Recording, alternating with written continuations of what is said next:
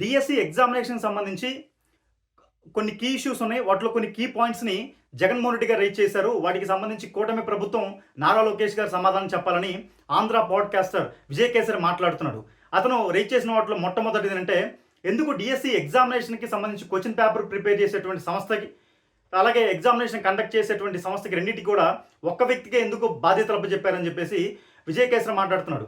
నేను విజయ్ కేసరి చెప్తున్నా, examination question paper తయారీ సంస్థ ఎస్సీఈఆర్టీ అంటే state council of education research training. దీని కిందకి ఏమొస్తాయంటే క్వెషన్ పేపర్ తయారు చేయటం, సిలబస్ తయారు చేయటం, టీచర్లకు ట్రైనింగ్ ఇవ్వటం, లేదా విద్యా విధానంలో కొత్త సిలబస్లు తీసుకురావటం, అదేవిధంగా డైట్ ట్రైనింగ్స్ ఇవన్నీ కూడా వీటి కింద ఉంటాయి. డిఎస్సి అనేది డిస్ట్రిక్ట్ సెలక్షన్ కమిటీ అనేది టీచర్ల నియామకానికి సంబంధించినటువంటి ఒక కన్వీనర్ సంస్థ. ఈ రెండు సంస్థలు వేరు వేరైనప్పుడు కూడా ఈ రెండు కూడా ఎడ్యుకేషన్ డిపార్ట్మెంట్లో అంతర్భాగమే అని చెప్పి విజయ్ కేసరి గుర్తుపెట్టుకోవాలి. అదేవిధంగా ఇప్పుడు నువ్వు ఎవరికైతే భజన చేస్తున్నావో జగన్మోహన్ రెడ్డి, అతని తండ్రి రాజశేఖర రెడ్డి ముఖ్యమంత్రిగా ఉన్న సమయంలో 2006, 2008లో 2 సార్లు కూడా డిఎస్సి ఎగ్జామినేషన్ కండక్ట్ చేయడం జరిగింది. మరప్పుడు ఒకే విధానికి అంటే ఎస్సీఆర్టీకి సంబంధించి, డిఎస్సికి సంబంధించి, సర్వశిక్ష అభియాన్కి సంబంధించి, ఎడ్యుకేషన్ కమిషనర్గా సంబంధించి 4 బాధ్యతలు కూడా ఒకే ఒక వ్యక్తికి ఇచ్చి డిఎస్సి ఎగ్జామినేషన్ కండక్ట్ చేయడం జరిగింది. అలాగే రెండోసారి చేసినప్పుడు కూడా ఎస్సీఆర్టీ హెడ్గా, డిఎస్సి కన్వీనర్గా, అలాగే డైరెక్టర్ ఆఫ్ స్కూల్ ఎడ్యుకేషన్ చీఫ్గా, అదేవిధంగా సర్వశిక్ష అభియాన్గా జాయింట్ డైరెక్టర్ కూడా ఒకే వ్యక్తికి 4-5 బాధ్యతలు అప్పచెప్పి కూడా ఆ రోజున రాజశేఖర రెడ్డి గారు డిఎస్సి ఎగ్జామినేషన్ కండక్ట్ చేయడం జరిగింది. ఇప్పుడు చెప్పాలి విజయ్ కేసరి, మరప్పుడు ఎగ్జామ్ కండక్ట్ చేసినప్పుడు 2 సార్లు కూడా రాజశేఖర రెడ్డి గారు ఎన్ని లక్షల రూపాయలకు ఉద్యోగాలు అమ్ముకున్నారు, ఎంతమంది అన్యాయాలకి పేపర్ లీకేజ్ చేశారు, మరి ఎంతమంది వాళ్ళ పార్టీ కార్యకర్తలకు ఉద్యోగాలు ఇచ్చారో మరి విజయ్ కేసరి చెప్పాలి. అదేవిధంగా తన తండ్రి అధికారాన్ని అడ్డం పెట్టుకుని జగన్మోహన్ రెడ్డి మరి ఎన్ని లక్షల మందికి, ఎన్ని వేల మందికి పేపర్ లీక్ చేశాడు, ఎన్ని లక్షల రూపాయలకి ఆ రోజున టీచర్ ఉద్యోగాలు అమ్ముకున్నాడు, ఎవరికి తన అనుయాయులకు అమ్ముకున్నాడా, తన సామాజిక వర్గం వాళ్ళకి అమ్ముకున్నాడా, తన చెంచాలకు అమ్ముకున్నాడు కూడా. మరి ఇద్దరు రాజశేఖర రెడ్డిను జగన్మోహన్ రెడ్డి ఇద్దరు కలిసి ఎన్ని లక్షల రూపాయలకి ఎన్ని వందల వేల ఉద్యోగాలు అమ్ముకున్నారో మరి సందర్భంగా విజయ్ కేసరి చెప్పాలి. ఆనాడు రాజశేఖర రెడ్డి చేశాడు కదా, రాజశేఖర రెడ్డి చేసి తప్పు అయితే రాజశేఖర రెడ్డి మాత్రం ఒప్పు, ఇవాళ కూటమి ప్రభుత్వం నారా లోకేష్ గారు చేస్తే మాత్రం తప్పు, దాని మీద మాత్రం బ్యాడ్ ప్రోపగండా చేస్తారు. అదేవిధంగా విజయ్ కేసరి ఏం మాట్లాడుతున్నాడంటే, ఇది ఎలా ఉందంటే ఒకరికే బాధ్యత ఇవ్వటం ఎలా ఉందంటే, ఎవరైతే నెయ్యి ఇప్పుడు తిరుమల కనుక లడ్డూ ప్రసాదానికి నెయ్యి సప్లై చేసే కాంట్రాక్టర్ ఎవరైతే ఉంటారో అతనికే నెయ్యిని టెస్ట్ చేసే ల్యాబ్ కూడా అతనికే అప్పచెప్తే ఎలా ఉంటుందో మరి ఎగ్జామినేషన్ కండక్ట్ చేసిన వాడు అలాగే ఉంటుందని చెప్పి అంటున్నాడు. నేను ఒకటే అడుగుతున్నా, ఇప్పుడు ఒక ఎగ్జాంపుల్ ప్రకారం ఒక స్కూల్ ఉంది, స్కూల్లో ఒక హెచ్ఎం ఉంటాడు, ఒక టీచర్ ఉంటాడు. టీచర్ పాఠాలు చెప్తాడు, హెచ్ఎం అడ్మినిస్ట్రేషన్ చూసుకుంటాడు, స్కూల్ మెయింటెనెన్స్ చూసుకుంటాడు. మరి ఆ స్కూల్కి సంబంధించి బోర్డ్ ఎగ్జామ్స్ వస్తాయి. బోర్డ్ ఎగ్జామ్స్ వచ్చినప్పుడు హెచ్ఎంఎం క్వశ్చన్ పేపర్ ప్రిపేర్ చేయడు కదా. ఎవరైతే బోర్డ్ ఆఫ్ సెకండరీ ఎడ్యుకేషన్ ఉందో వాళ్ళ దగ్గర నుంచి ఏదైతే ఆ ఎగ్జామ్కి సంబంధించిన మెయింటెనెన్స్ కానీ, లేకపోతే ఆ ఎగ్జామ్ సెంటర్కి సంబంధించినటువంటి ఆ మెయింటెనెన్స్ కూడా మొత్తం కూడా school of board of secondary education చూసుకుంటారు. మరి ఎగ్జామినేషన్ పేపర్ ఎవరు తయారు చేస్తారు? అదే డిపార్ట్మెంట్లో వేరే థర్డ్ పార్టీ వాళ్ళు సబ్జెక్ట్ మ్యాటర్ ఎక్స్పర్ట్తోని ఆ పేపర్ తయారు చేపిస్తారు. అంటే ఇప్పుడు హెచ్ఎం ఎవరైతే ఉన్నారో నేనే అడ్మినిస్ట్రేషన్ చేస్తాను, నేనే స్కూల్ మెయింటెనెన్స్ మొత్తం చూసుకున్నాను కదా, నేనే ఎగ్జామ్ పేపర్ ప్రిపేర్ చేసుకుని మా పిల్లలకి ఇచ్చేస్తానంటే కుదురుదా? అంటే స్కూల్ మెయింటెనెన్స్ వేరు, ఎగ్జామ్ మెయింటెనెన్స్ వేరు, ఎగ్జామ్ క్వశ్చన్ పేపర్ ప్రిపరేషన్ వేరు. ఈ మూడు వేరు కదా. ఈ వేరు విభాగాలను ఎందుకు కలిపి చూస్తున్నాడో ఒకసారి మరి ఇంత చిన్న లాజిక్ని ఎలాగా విజయ్ మర్చిపోయాడో ఒకసారి విజయ్ అర్థం చేసుకోవాలని చెప్పి ఈ సందర్భంగా చెప్తున్నా. మరి అదేవిధంగా విజయ్ అడుగుతున్న ఇంకో ప్రశ్న ఏంటంటే, ఎవరైతే నవీన్ ఉన్నాడో, అవుట్ సోర్సింగ్ విభాగంలో పనిచేసే నవీన్ ఉన్నాడో, అతను ఫస్ట్ లిస్ట్లో మెరిట్ లిస్ట్లో ఫస్ట్ వచ్చాడు, ఫస్ట్ లిస్ట్లో ఉన్నాడు, రెండోసారి పెట్టినటువంటి మెరిట్ లిస్ట్లో అతను ఎందుకు లేడు అని నేను అదే అడుగుతున్నా. ఇప్పుడు ఎస్సీఆర్టీ విభాగానికి సంబంధించిన దాంట్లో అవుట్ సోర్సింగ్ ఎంప్లాయీగా నవీన్ అనే కుర్రోడు పనిచేస్తున్నాడు. ఆ కుర్రోడు ఒక ప్రభుత్వానికి గవర్నమెంట్ రూల్స్ అండ్ రెగ్యులేషన్ ప్రకారం ఏదైనా ప్రభుత్వానికి సంబంధించినటువంటి అవుట్ సోర్సింగ్ విభాగంలో పనిచేస్తూ ఉంటే ప్రభుత్వానికి సంబంధించిన కాంపిటేటివ్ ఎగ్జామ్స్ రాసినప్పుడు ఖచ్చితంగా ఆ కన్సర్న్ డిపార్ట్మెంట్కి సంబంధించిన అధికారులు కానీ లేకపోతే కన్సర్న్ డిపార్ట్మెంట్ హెడ్కి సమాచారం అందించాలి. నవీన్ అనే కుర్రోడు ఆ సమాచారం అందించలేదు. అదేవిధంగా అందించకుండా వెళ్ళి డిఎస్సి ఎగ్జామ్ రాశాడు. సరే, డిఎస్సి ఎగ్జామ్లో స్టేట్ ఫస్ట్ ర్యాంక్ వచ్చింది కదని చెప్పేసి ప్రభుత్వం కన్సర్న్ డిపార్ట్మెంట్కి చెప్పకపోయినా కూడా అది కన్సిడరేషన్ చేసి ఫస్ట్ వచ్చాడని చెప్పి మరి అతనికి ఎడ్యుకేషన్ డిపార్ట్మెంట్ నుంచి, ప్రభుత్వం నుంచి కూడా ఒక మెయిల్ పంపించారు, అధికారిక సమాచారం పంపించారు. పలానా రోజు నువ్వు ఫస్ట్ వచ్చావు, పలానా రోజున సర్టిఫికేట్ల వెరిఫికేషన్ ఉంది రమ్మని. అతను ఇక్కడ కన్సర్న్ డిపార్ట్మెంట్ హెడ్కి సమాచారం చెప్పలేదు, తర్వాత ఎగ్జామ్ రాస్తున్నానని, తర్వాత సర్టిఫికేట్ వెరిఫికేషన్ రమ్మంటే కూడా వెరిఫికేషన్ సర్టిఫికేట్ తీసుకొని రాలేదు. మరి అప్పుడు ప్రభుత్వానికి ఉన్నటువంటి డిస్క్రిమినేషన్ పవర్ ప్రకారం అతనికి సర్టిఫికేట్ల వెరిఫికేషన్ రాకపోవడం వల్ల అతను డిస్క్వాలిఫై చేసి ఎవరైతే సెకండ్ వచ్చారో సెకండ్ లిస్ట్ రిలీజ్ చేసి సెకండ్ వచ్చిన వ్యక్తినే ఫస్ట్ వచ్చిన ర్యాంకర్గా కూడా మెరిట్ లిస్ట్లో యాడ్ చేయడం జరిగింది. అంతే తప్ప ఎవరు కూడా నవీన్ ఎవరు కూడా ఇక్కడ మోసం చేసిన పరిస్థితి లేదు, లేకపోతే నవీన్కి సంబంధించి బెదిరించిన పరిస్థితి లేదు. ఎందుకంటే ఒక చిన్న ఎగ్జాంపుల్ దీంట్లో కూడా నువ్వు ఇప్పుడు ఎవరైనా ఏపీఎస్సీ కానీ యూపీఎస్సీ ఎగ్జామ్ రాస్తారు, ఒక స్టేట్ ఫస్ట్ ర్యాంకరో లేకపోతే ఆల్ ఇండియా లెవెల్లో టాప్ ర్యాంక్ వచ్చినప్పుడు కూడా సర్టిఫికేట్లు పట్టుకొని రమ్మంటారు.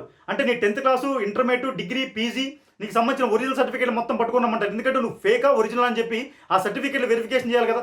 దానికి సంబంధించి ఒక బ్యాక్గ్రౌండ్ వెరిఫికేషన్ జరిగింది. ఆ వెరిఫికేషన్ మొత్తం జరిగిన తర్వాత మాత్రమే నీకు అధికారికంగా ఉద్యోగ పత్రాన్ని మరి నీకు ప్రభుత్వం యూపీఎస్సీ కానీ ఏపీఎస్సీ కానీ ఇస్తుంది. మరి ఇప్పుడు నవీన్ విషయంలో కూడా అదే, నవీన్ సర్టిఫికేట్ వెరిఫికేషన్ రమ్మంటే సర్టిఫికేట్ వెరిఫికేషన్ రాకుండా ఇంట్లో కూర్చుంటే బొట్టు పెట్టి ఎవరు కూడా ఉద్యోగం ఇచ్చే పరిస్థితి ఉండదు కదా. అది తెలుసుకోవాలి విజయకేసరి. అదేవిధంగా మూడోది ఏమడుగుతారంటే, మరి ఎవరైతే స్పోర్ట్స్ కోటాకి సంబంధించి 350 ఉద్యోగాలు ఉన్నాయో ఆ ఉద్యోగాలు మొత్తం కూడా ఎగ్జామ్ లేకుండా కూడా మొత్తంగా ఎంపీలు, ఎమ్మెల్యేలు చెప్తే లేదా చైర్మన్లు చెప్తే ఉద్యోగాలు ఇచ్చేసారు, అమ్ముకున్నారని చెప్పి అంటాడు. నేను ఒకటే చెప్తున్నా విజయ్కి, ఎప్పుడైనా స్పోర్ట్స్ కోటాకు సంబంధించి నోటిఫికేషన్ రిలీజ్ చేసినప్పుడు స్పోర్ట్స్ కోటాకు సంబంధించిన దాంట్లో ప్రయారిటీ తీసుకుంటారు. Priority 1, priority 2, priority 3, priority 4. అంటే నువ్వు ఏం సాధించావు, నీ అచీవ్మెంట్స్ ఏంటి, అంటే ఇంటర్నేషనల్ లెవెల్లో నీకు గోల్డ్ మెడల్స్ కానీ లేకపోతే సర్టిఫికేషన్ వచ్చాయా, నేషనల్ లెవెల్లో వచ్చాయా, లేకపోతే స్టేట్ లెవెల్లో వచ్చాయా, లేకపోతే యూనివర్సిటీ లెవెల్లో వచ్చాయని చెప్పి ప్రయారిటీ వైజ్గా తీసుకొని వాటిని మొత్తాన్ని కూడా మాన్యువల్గా స్క్రీనింగ్ చేయడంతో పాటు డిజిటల్ కూడా స్క్రీనింగ్ చేసుకుంటారు.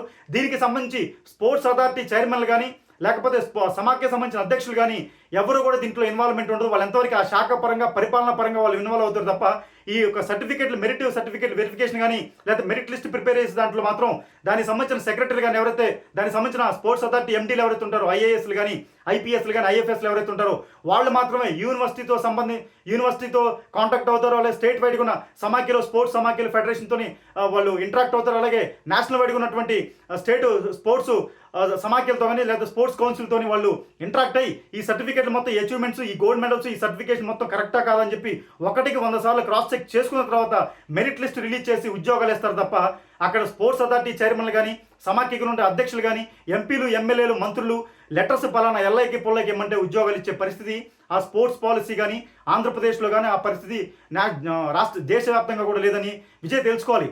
ఎప్పుడైనా కూడా ఆ ఒక స్పోర్ట్స్ అథారిటీ చైర్మన్లు కానీ లేకపోతే సమాఖ్య సంబంధించిన అధ్యక్షులు కానీ కూడా ఎవరైతే అభ్యర్థి ఉన్నారో అభ్యర్థి పార్టిసిపేషన్ సర్టిఫికేట్స్, మెరిట్ సర్టిఫికేట్స్ ఇస్తారు తప్ప పలానా వ్యక్తికి ఉద్యోగం ఇవ్వమని చెప్పి ఎవరు కూడా ఏ ఎమ్మెల్యే, మంత్రి, అధ్యక్షులు, చైర్మన్ ఎవరు అలా ఇచ్చినా కూడా వాళ్ళు ఇచ్చిన లెటర్లు ఏమి చెల్లుబాటవు. ఆ పరిస్థితి వాళ్ళ స్పోర్ట్స్ అథారిటీ కానీ స్పోర్ట్స్ మొత్తంగా ఇండియా వైడ్గా స్పోర్ట్స్ పాలసీలో లేదు అని చెప్పి ఈ సందర్భంగా విజయ్ తెలుసుకోవాలని చెప్పేసి నేను అడుగుతున్నా. అదేవిధంగా మరి ఇన్నిసార్లు అంటే ఇప్పుడు మా ప్రభుత్వ పరంగా చెప్పారు, పార్టీ పరంగా చెప్పారు, హైకోర్టుకి వెళ్ళారు. మీ పార్టీకి సంబంధించినటువంటి వైఎస్ఆర్ కాంగ్రెస్ పార్టీకి సంబంధించిన ఎమ్మెల్సీ పర్వత చంద్రశేఖర్ రెడ్డి వెళ్ళి పిలివేస్తే 2 సార్లు కూడా మరి హైకోర్టు ధర్మాసనం వాళ్ళని ముట్టికాలేసిన పరిస్థితి. ఎందుకు అంటే 16,347 మంది ఉద్యోగాలు వచ్చినటువంటి ఉపాధ్యాయులు మొత్తం కూడా స్కూల్కి వెళ్ళి పాఠాలు చెప్తున్నారు. 1 సంవత్సరం అయిపోయిన తర్వాత 2వ సంవత్సరంలో మీరు మొద్దు నిద్రపోయి నిద్ర నుంచి లేచి వచ్చినట్టుగా వచ్చి ఇప్పుడు కోర్టులో పిలివేస్తే వాళ్ళందరి జీవితాలు ఏం కావాలని చెప్పి ఒకసారి ముట్టికాయలు ముడితే 2వసారి ఏం చేశారంటే స్పోర్ట్స్కి సంబంధించిన దానికి సంబంధించి పిల్లేశారు. ఎవరైతే స్పోర్ట్స్ సంబంధించిన అభ్యర్థులు ఎవరైతే ఉన్నారో ఆ అభ్యర్థులు నిజంగా మాకు నిజంగా మెరిట్ ఉన్నా కూడా మాకు ఉద్యోగం రాలేదని చెప్పి ఎవరైనా వచ్చి హైకోర్టు ధర్మాసనాన్ని ఆశ్రయిస్తే అక్కడ మేము పిల్లు తీసుకొని దాన్ని విచారణ చేపట్టి నిజంగా వాళ్ళకి తప్పు జరుగుంటే దాన్ని కఠినమైన శిక్షలు వేస్తామని చెప్పి వాళ్ళెవరు కూడా స్పోర్ట్స్ సంబంధించిన ఎవరైతే అభ్యర్థులు లేకుండా మీరెందుకు రాజకీయంగా వచ్చి, మీరు పొలిటికల్గా వచ్చి ఎందుకు దీన్ని పిల్లు వేస్తున్నారు, మా హైకోర్టు సమయాన్ని మొత్తం వృధా చేస్తున్నారని చెప్పి మొట్టి పంపించిన పరిస్థితి. మరి ఇప్పటికైనా కూడా తెలుసుకోవాలి. అదేవిధంగా ఇప్పుడు ఎవరైతే విజయ్ చెప్తున్నట్టుగా నేషనల్ అథ్లెటిక్ ఎవరైతే అనిక చంద్రయ్య ఉన్నారో ఆ చంద్రయ్యకి సంబంధించి కనీసం ఉద్యోగానికి సంబంధించి ఒక లెటర్ కూడా రాలేదు, ఉద్యోగాన్ని పెట్టుకోమని కూడా అడుగుతున్నాడు. నిజంగా అనిక చంద్ర అనే వ్యక్తి మా ప్రాంతానికి సంబంధించిన వ్యక్తి. ఆ అనిక చంద్ర అనే వ్యక్తి నిజంగా నేషనల్ లెవెల్ అథ్లెటిక్స్ ఆడిన వ్యక్తే. మరి అతను గోల్డ్ మెడల్ ఉంది, ఒక సిల్వర్ మెడల్ ఉందా, గోల్డ్ మెడల్ ఉందా, బ్రాంజ్ మెడల్ ఉందా? ఈ 3 మెడల్లో టాప్ ప్రయారిటీ నువ్వు ఉద్యోగానికి స్పోర్ట్స్ కోటాలో ఉద్యోగాన్ని పెట్టుకున్నప్పుడు దేనికి పెట్టుకోవాలి? ఫస్ట్ ప్రయారిటీ కింద గోల్డ్ మెడల్ సంబంధించిన ఆ యొక్క సర్టిఫికేట్ అప్లోడ్ చేసుకోవాలి. మరి అతను స్పోర్ట్స్కి సంబంధించి ఆ యొక్క ఎవరైతే డిఎస్సి నోటిఫికేషన్ సంబంధించిన గైడ్ లైన్ ప్రకారం కానీ రిక్వైర్డ్ డాక్యుమెంట్ లిస్ట్లో కానీ మరి ఆ గోల్డ్ మెడల్ సంబంధించిన సర్టిఫికేట్ అప్లోడ్ చేయకుండా నెక్స్ట్ సిల్వర్ మెడల్లో, బ్రాంజ్ మెడల్లో మరి అప్లోడ్ చేసుకుంటే మరి గోల్డ్ మెడల్ వచ్చినట్టు ఉద్యోగం వస్తుందా, లేకపోతే సిల్వర్ మెడల్ వచ్చినట్టు ఉద్యోగం వస్తుందో ఒకసారి చంద్రయ్యకి తెలుసు ఆ విషయం. హైకోర్టులో కూడా తను ఒప్పుకున్నాడు. మరి విజయ్ లాంటి వాళ్ళు వచ్చి పాడ్కాస్టింగ్ చేస్తున్నా అని చెప్పేసి ఆంధ్ర పాడ్కాస్ట్ అని చెప్పుకొని పాపాల క్యాస్ట్ చేసుకుంటూ అబద్ధాల పాడ్కాస్టింగ్ చేసుకుంటూ లేకపోతే ఒక పాడైన విషయాలు మొత్తం కూడా క్యాస్ట్ చేసుకుని ఆంధ్రప్రదేశ్ మొత్తాన్ని కూడా ఇబ్బంది పెడుతున్నటువంటి ఇలాంటి అబద్ధాల పాడ్కాస్ట్ మొత్తాన్ని కూడా నమ్మద్దు. ఇంకో విషయం మళ్ళీ విజయ్ అమ్మ మాట్లాడుతారంటే నారా లోకేష్ గారి క్యాపబిలిటీ గురించి మాట్లాడుతున్నాడు, నారా లోకేష్ గారి అడ్మినిస్ట్రేషన్ గురించి మాట్లాడుతున్నాడు, నారా లోకేష్ గారి స్టామినా గురించి మాట్లాడుతున్నాడు, నారా లోకేష్ గారి మెచ్యూరిటీ లెవెల్ గురించి మాట్లాడుతున్నాడు. ఒకటే చెప్తున్నా, ఎవరైతే ఆంధ్ర పాడ్కాస్టర్ విజయ్ నువ్వు కూటమి ప్రభుత్వం గురించి కానీ చంద్రబాబు నాయుడు గారి గురించి కానీ ముఖ్యంగా లోకేష్ గారి గురించి మాట్లాడే స్థాయి నీది కాదు. ఎందుకంటే లోకేష్ గారు స్టాన్ఫర్డ్ నుంచి ఎంబీఏ చేసి వచ్చి మరి ఇప్పుడు ఎడ్యుకేషన్ డిపార్ట్మెంట్ సంబంధించి హెడ్గా ఉండి కఠినమైనటువంటి ఎడ్యుకేషన్ డిపార్ట్మెంట్కి ఒక ఛాలెంజ్గా తీసుకొని మరి రాష్ట్ర వ్యాప్తంగా ఉన్నటువంటి స్కూల్స్ మొత్తాన్ని కూడా ప్రక్షాళన చేసి దిశగా వెళ్తున్నారు. మరి నువ్వా అలాంటి లోకేష్ గారి గురించి మాట్లాడేది? నీ స్థాయి సరిపోదు, నీ యొక్క శక్తి సరిపోదు, నువ్వు ఒక అన్మెచ్యూర్డ్ పర్సన్ కాబట్టి మెచ్యూరిటీ ఉన్నటువంటి రాజకీయాల గురించి కానీ మెచ్యూరిటీ ఉన్నటువంటి పనుల గురించి కానీ మాట్లాడే స్థాయి నీది కాదని చెప్తూ నువ్వు ఆంధ్ర పాడ్కాస్ట్ అని పెట్టుకోవద్దు, అబద్ధాల పాడ్కాస్ట్ అని పెట్టుకో, లేకపోతే జగన్ భజన పాడ్కాస్ట్ అని పెట్టుకో, లేదా వైఎస్ఆర్ పార్టీకి భజన చేసే భజన పాడ్కాస్టర్గా జగన భజన అనుకుంటూ జగన్కి భజన చేసుకో తప్ప దిక్కుమాలినటువంటి పాడ్కాస్టింగ్ పెట్టి దిక్కుమాల అనాలిసిస్ చేయొద్దు. వచ్చినప్పుడు సబ్జెక్ట్తో రా, మేము కూడా సబ్జెక్ట్తోనే సమాధానం చెప్తాం తప్ప నీ స్థాయి లోకేష్ గారిని గురించి మాట్లాడే స్థాయి నీది కాదని చెప్పి ఈ సందర్భంగా ఆంధ్ర పాడ్కాస్టర్ అబద్ధాల పాడ్కాస్టర్ విజయ్ కేసరికి ఈ సందర్భంగా హెచ్చరిస్తున్నా.